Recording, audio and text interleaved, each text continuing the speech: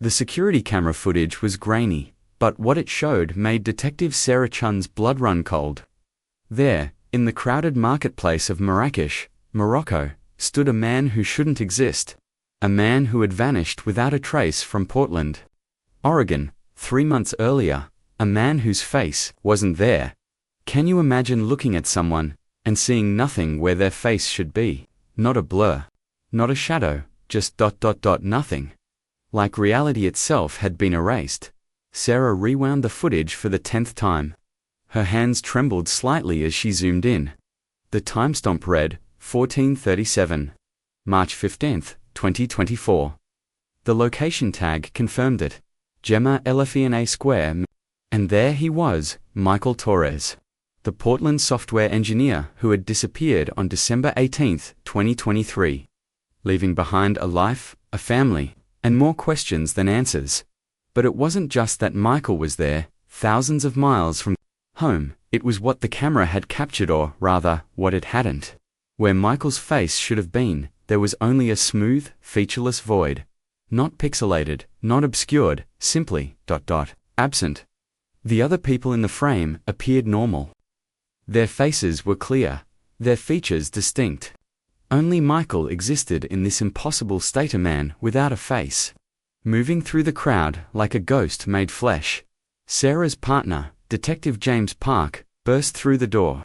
"Chen, you need to see this. We just got footage from Tokyo. Same day, same time." "That's impossible," Sarah whispered. But as she watched the new Fudaija train platform in Shibuya Station, her certainty crumbled. There was Michael again. Same clothes, same distinctive walk, same terrifying absence where his face should be. How could one man be in two places at once? How could someone exist without a face? And why did every person who passed him in both videos seem completely unaware of the impossibility walking among them? Sarah's phone buzzed. 3 more videos had just arrived.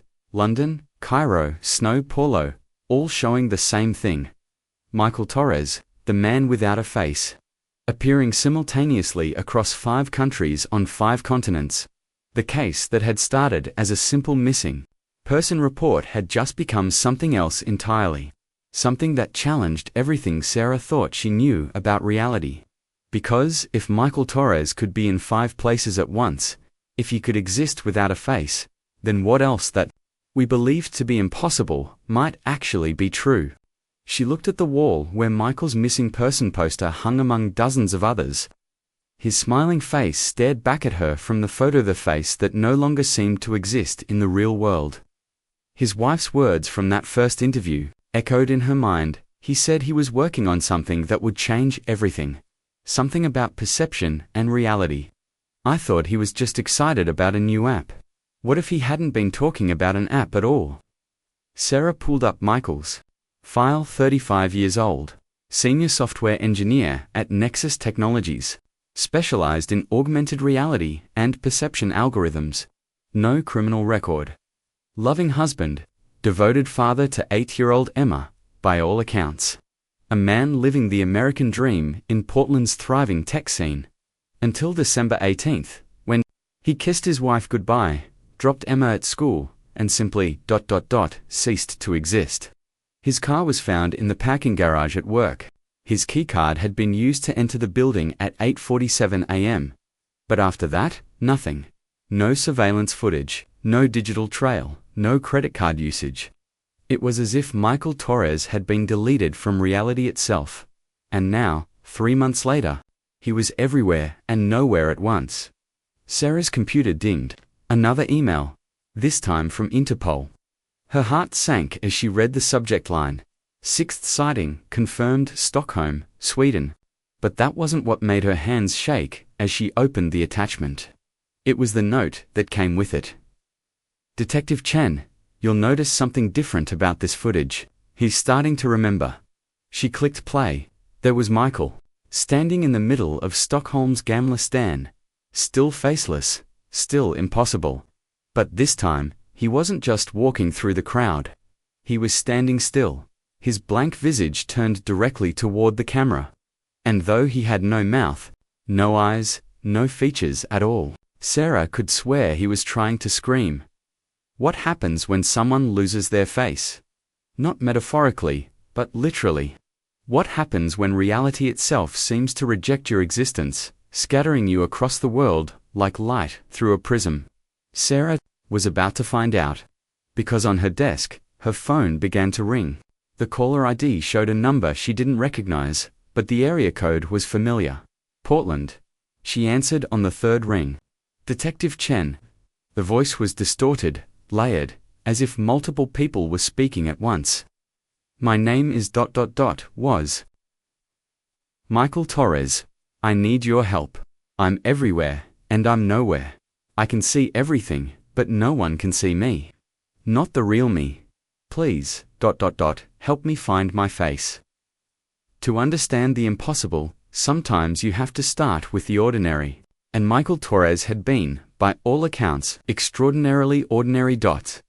Sarah sat across from Linda Torres in the family's Pearl District apartment. 3 months had aged Linda a decade. Dark circles shadowed her eyes, and her hands clutched a coffee mug like a lifeline.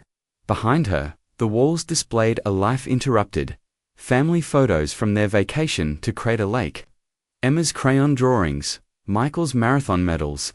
He was excited that morning, Linda said, her voice barely above a whisper, more excited than I'd seen him in years.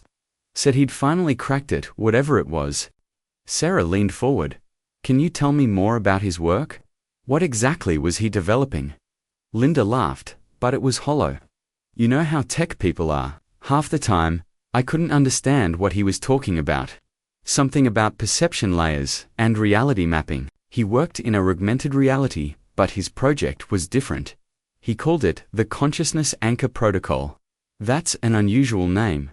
Michael was unusual. Linda's smile was sad but genuine. Brilliant but unusual. He believed that reality wasn't fixed.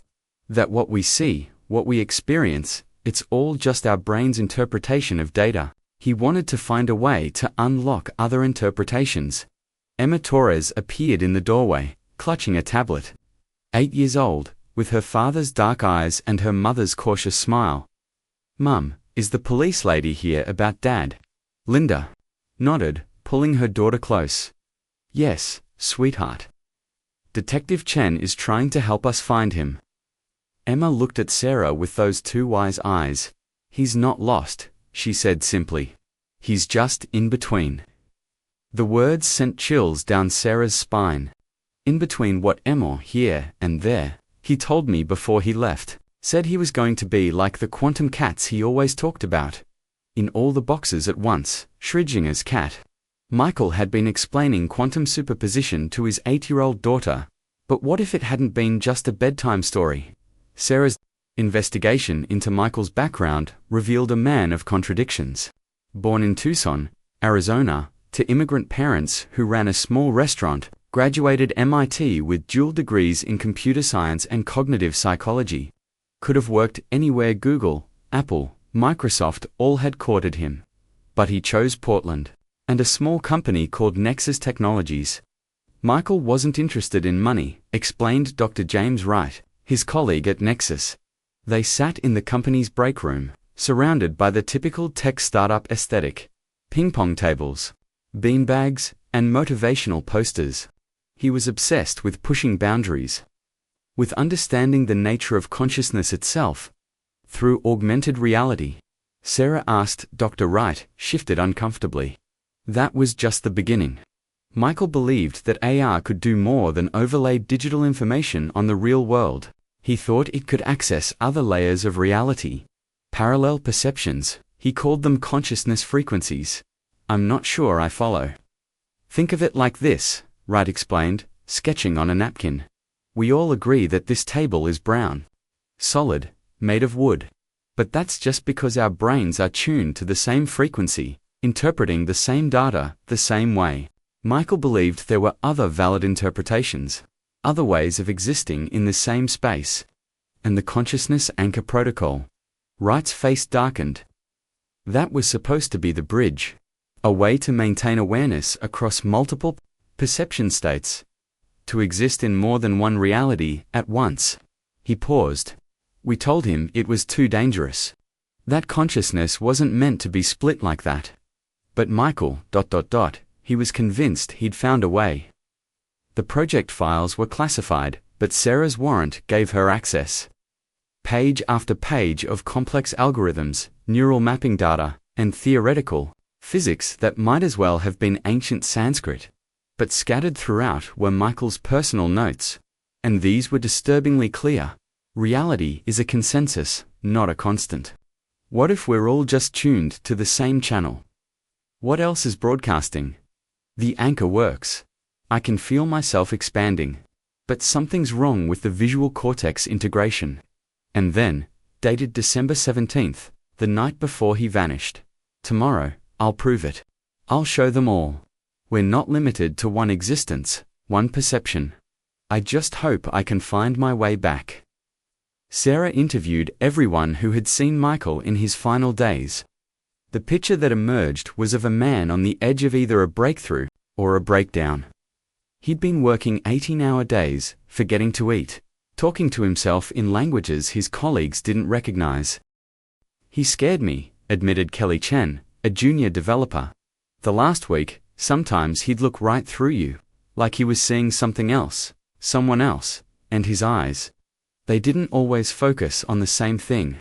The security chief at Nexus, Marcus Rodriguez, had been the last confirmed person to see Michael. He badged in at 8:47 a.m., like the logs show. I saw him head to Lab 7, that's where he did his private research. But here's the weird thing. The lab's internal cameras show nothing. Not him entering, not him leaving, just static from 8:52 to 9:15. When it cleared, the lab was empty. Equipment malfunction. Marcus shook his head. That's what I thought, but the static, it wasn't normal, it had patterns. Like something was there, but the cameras couldn't process it, couldn't interpret it. Like a man without a face, Sarah stood in Lab 7, now stripped of equipment, and sealed off. The walls were covered in whiteboards, still bearing Michael's final equations. In the center of the main board, circled 3 times, was a single word, escape. But escape from what, or to where? As she photographed the boards, her phone rang. It was Park, back at the precinct. Sarah, you need to get back here. We just got a call from Michael Torres, another one. No, I mean from before. From December 18th, somehow, a voicemail just appeared in the system. 3 months late, Sarah's drive back felt like an eternity. In the conference room, Park had the audio ready. The timestamp showed 9:03 a.m., December 18th. Michael's voice filled the room, but it was different, echoing, multiplied. If you're hearing this, then I succeeded, or I failed.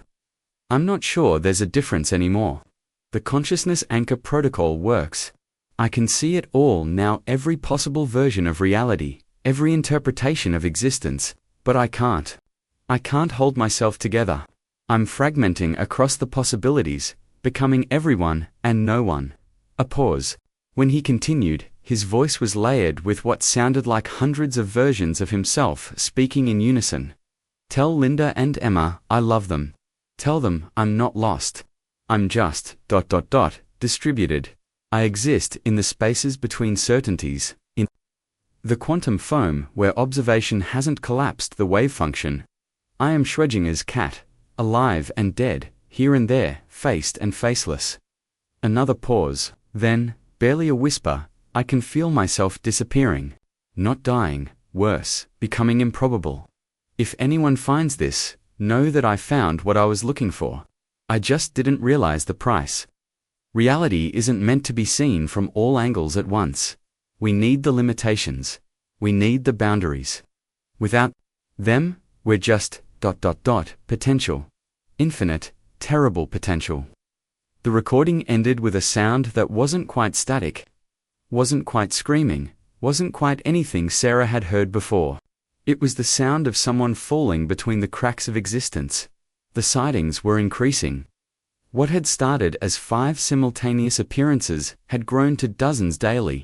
Michael Torres, or whatever he had become, was manifesting across the globe with increasing frequency, and something was changing.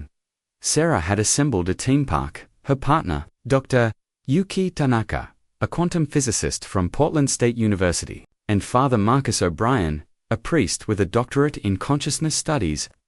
They called themselves the Perception Task Force, though Sarah suspected they were more like the blind men trying to describe an elephant. "Look at the pattern," Dr.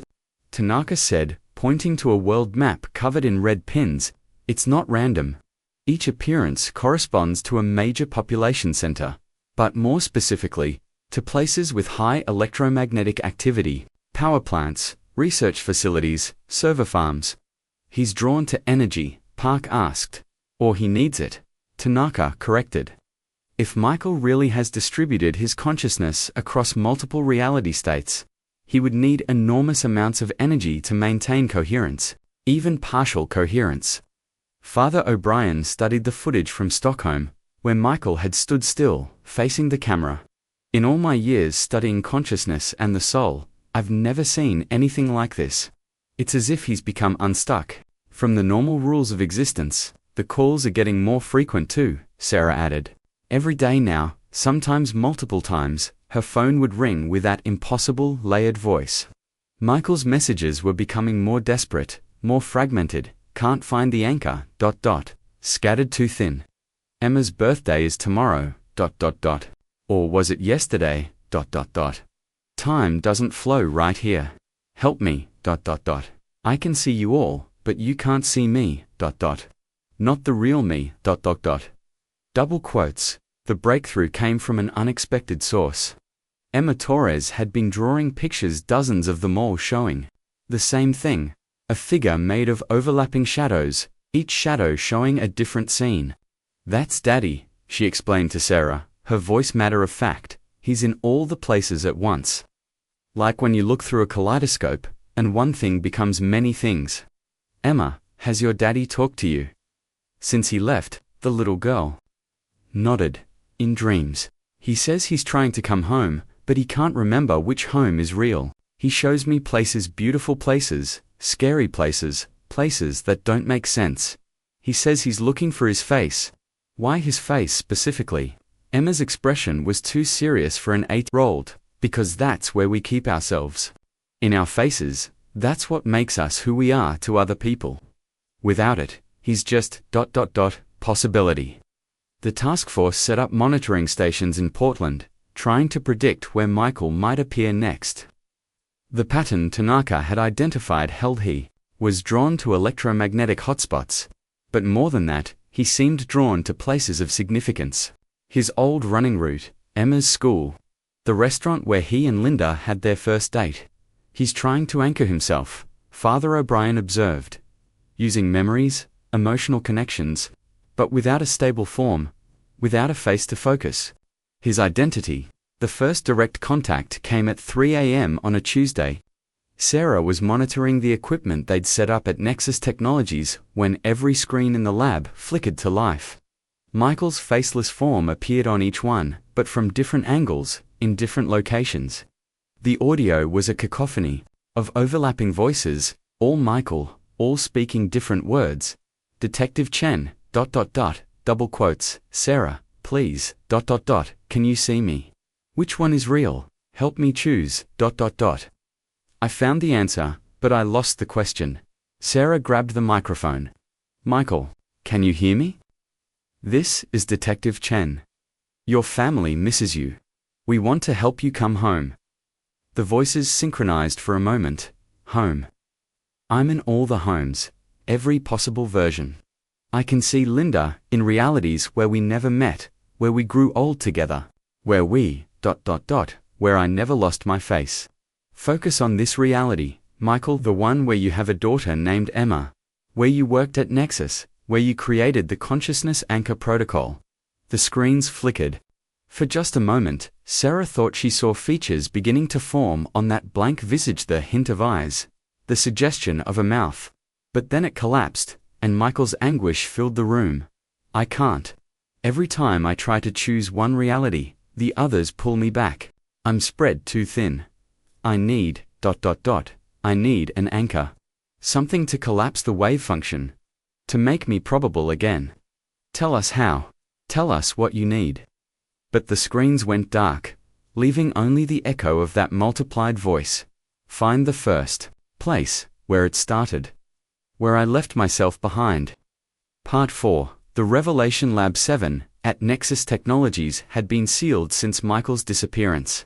As Sarah and her team entered with full recording equipment, the temperature dropped noticeably.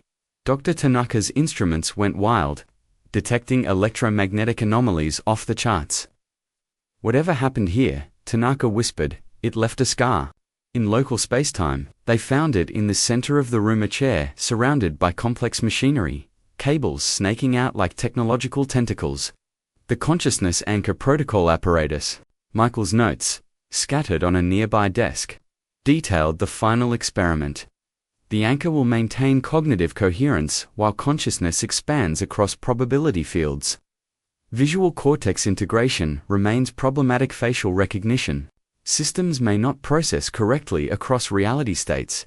Acceptable risk. Beginning human trial at 9 a.m.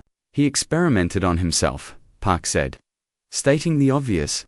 But Father O'Brien was examining something else. Symbols chalked on the floor around the chair. These aren't scientific. They single quotes, protective containment circles from various spiritual traditions. He was trying to limit the expansion. It didn't work, Sarah said. On the wall, barely visible, someone had scratched words with their fingernails. Too many, can't choose. Forgive me. Tanaka connected her equipment to the apparatus. The machine is still active. It's been running this entire time, drawing power from the building's grid. That's why the cameras showed static. It's generating a localized reality distortion field. Can we turn it off? That might make things worse. If this is what's keeping Michael tethered to our reality cluster at all. Sarah's phone rang. That familiar, impossible voice. You found it. Good. I'm trying to come back, to collapse into one, but I need help. I need someone to observe me, to choose which version becomes real. We're here, Michael. Tell us what to do. The machine, it can reverse the process, but someone has to guide me back, someone who knows me, really knows me, not as I am now, but as I was, as I should be. Sarah understood. Linda, Emma, they need to be here. No, the voice multiplied in panic. Too dangerous. I might collapse into the wrong version. One where I'm not, kind. Where I'm not there, Michael. Then what? The lights in the lab exploded into brilliance. When Sarah's vision cleared, Michael stood before them. Not on screens, not in footage, but physically present, still faceless. Still impossible, but there the air around him rippled like heat mirages, showing glimpses of other realities, other Michaels, other lives, other choices. I remember now, he said, his voice coming from everywhere and nowhere. The protocol worked perfectly. Too perfectly. I didn't just perceive other realities, I became them. Every possible version of Michael Torres, every choice I could have made, every path I could have taken. I exist in all of them simultaneously. But why no face? Father O'Brien asked. Because a face is singular, unique. It's what makes us one person instead of infinite possibilities. When I expanded, I lost that singularity. I became a quantum superposition of every possible Michael Torres. And like Schrodinger's cat, I can't collapse back into one state without observation. Dr. Tanaka finished.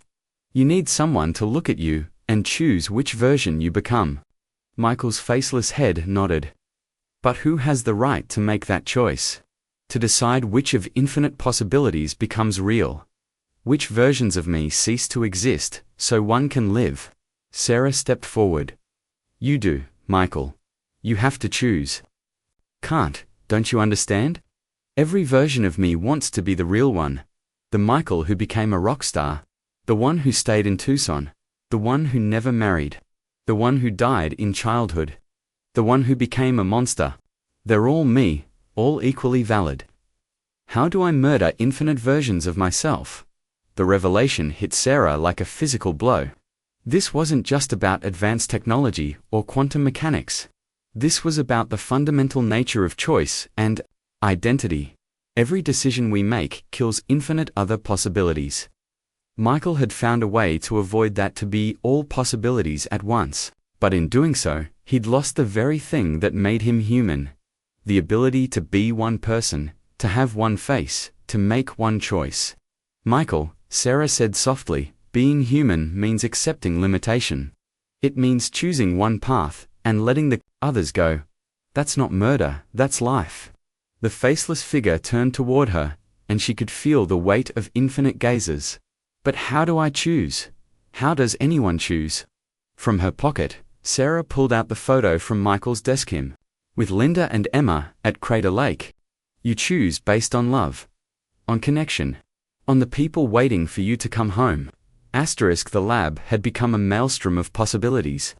Reality flickered and shifted around Michael's faceless form, showing glimpses of lives' unlived paths, not taken. Sarah and her team watched as versions of Michael Torres cycled through existence, young, old, successful, struggling, alone, surrounded by different families, different lives.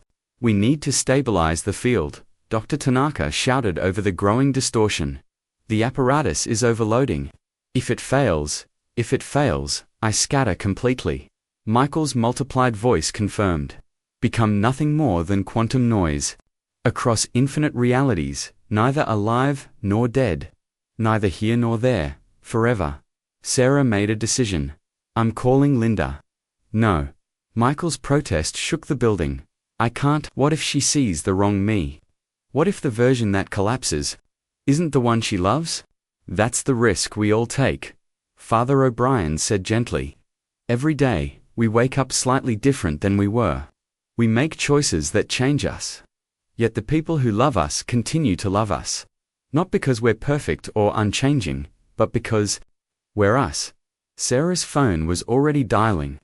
Linda answered on the first ring. She'd been waiting for this call for 3 months. Linda, I need you to come to Nexus, to Lab 7, bring Emma. He's here, but he needs you, both of you.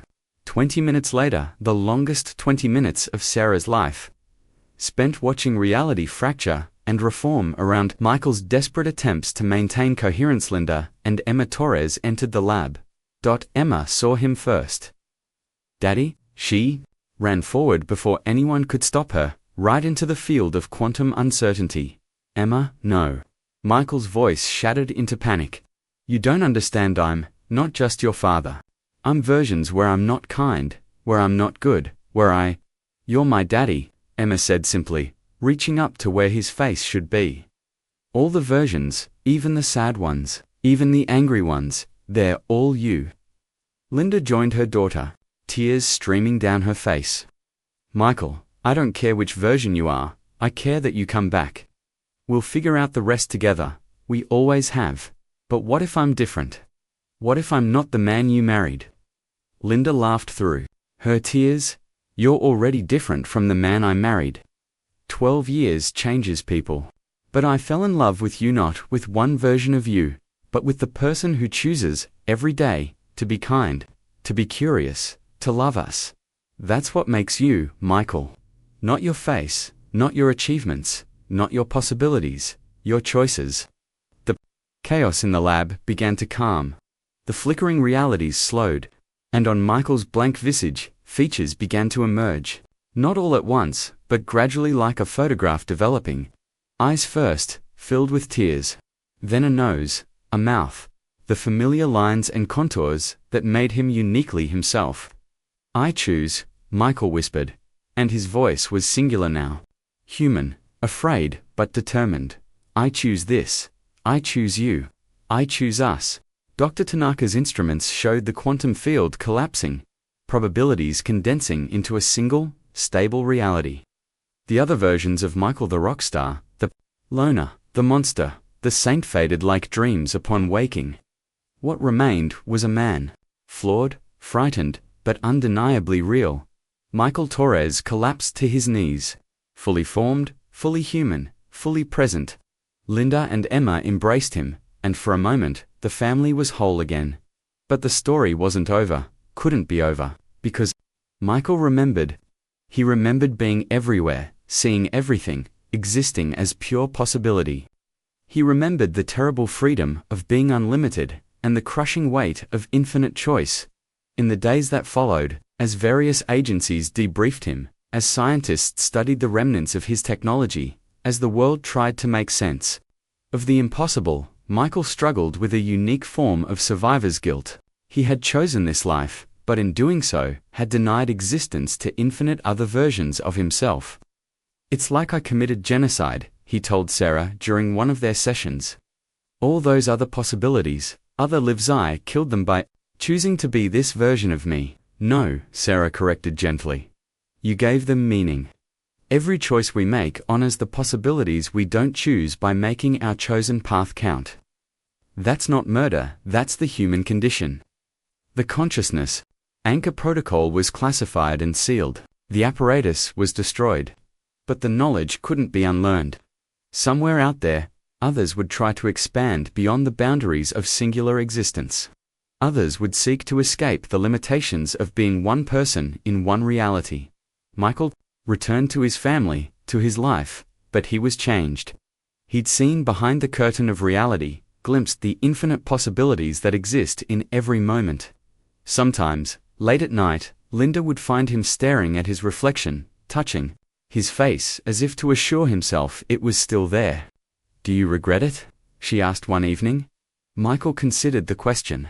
"I regret the pain I caused, the fear, but the knowledge, understanding that we're all just one choice away from being completely different people. That every moment we're choosing who to be, I think that's made me more grateful, more present, more aware of what I have." He pulled her close. "I could have been anyone. I could have been in any reality. But I chose this one. I choose it every day. Because this is where you are, where Emma is. Where I'm not just possible, but actual. Where I have a face, a name, a life that matters." Conclusion. The price of being human. 6 months after the incident. As it came to be known, Sarah Chen stood in front of a conference room filled with physicists, philosophers, and government officials. The Perception Task Force had been asked to present their findings, to make recommendations about research into consciousness and reality manipulation. What Michael Torres discovered, Sarah began, wasn't just a technological breakthrough, it was a fundamental truth about human existence. We are, each of us, a collapsed wave function, a single note chosen from an infinite symphony of possibilities.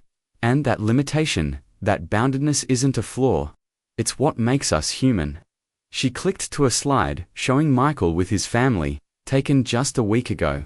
He looked older, worn by his experience, but his smile was genuine, real, singular. The ability to be everything sounds like freedom, but it's actually paralysis. The ability to see all possibilities sounds like wisdom, but it's actually madness. We need our limitations. We need our singular faces, our one life, our discrete choices, because without them, we're not people, we're just potential. Dr. Tanaka presented the technical findings, showing how consciousness appeared to be intrinsically linked to quantum collapse. How observation didn't just reveal reality, but created it. Father O'Brien discussed the spiritual implications, the idea that choice itself might be sacred, that free will wasn't just about having options, but about having the courage to eliminate all but one. But it was Michael's recorded testimony that carried the most weight. "I spent my career trying to expand human perception, to break free from the constraints of singular existence. I succeeded, and it was the worst mistake of my life. Because I learned that we're not meant to be gods. We're not meant to be everywhere. Everything, everyone. We're meant to be here now. This. One person, one life, one set of choices that we own completely. Yes, it's limiting. Yes, it means letting infinite possibilities die with each decision. But that's what gives our choices weight. That's what makes our lives matter. Not because we're everything, but because we're something specific. Someone specific. To anyone considering following my path, trying to recreate what I did, don't. The view from everywhere is blindness. The voice of everyone is silence. The face of all possibilities is no face at all. Choose your limitations. Embrace your boundaries. Love your single, precious, irreplaceable life. Because in the end, That's all we have, and it's everything we need. The committee voted unanimously to ban research into consciousness distribution technology. The few remaining pieces of Michael's work were locked away, though everyone knew that eventually, someone else would rediscover what he had found. The human desire to transcend limitation was too strong, too fundamental to be suppressed forever. But for now, the world had been given a gift: the knowledge that being human, being limited, being forced to choose this wasn't a bug in the system. It was the feature that made life worth living. Sarah kept in touch with the Torres family. She watched Emma grow, saw her develop her father's curiosity but tempered with a wisdom beyond her years. The girl who had understood quantum superposition at 8 grew into a young woman who valued presence over possibility, depth over breadth, the actual over the potential, and Michael, he returned to work, but not to his old research. Instead, he developed systems to help people make better choices, to understand the weight and wonder of their decisions. He became an advocate for mindfulness, for presence, for the sacred act of being one person in one moment, making one choice. His face, once lost to infinite possibility, became a reminder of what we risk when we refuse to choose who we are, and his return became a testament to the power of love, connection, and the courage to be limited, because in the end, that's what makes us human. Not our ability to be everything, but our willingness to be something. Not our potential for infinite existence, but our choice to live one life fully, completely. Unapologetic ally, thought the man without a face had found his reflection. And in doing so, he reminded us all of the beauty of having just one dot. Did this story resonate with you? Have you ever felt torn between infinite possibilities, unable to choose your path? Share your thoughts in the comments below. And if you found meaning in Michael's journey, consider subscribing for more stories that explore the boundaries of human experience and the choices that define us. Remember, every choice you make honors the infinite possibilities you leave behind. Choose wisely, choose boldly. But most importantly,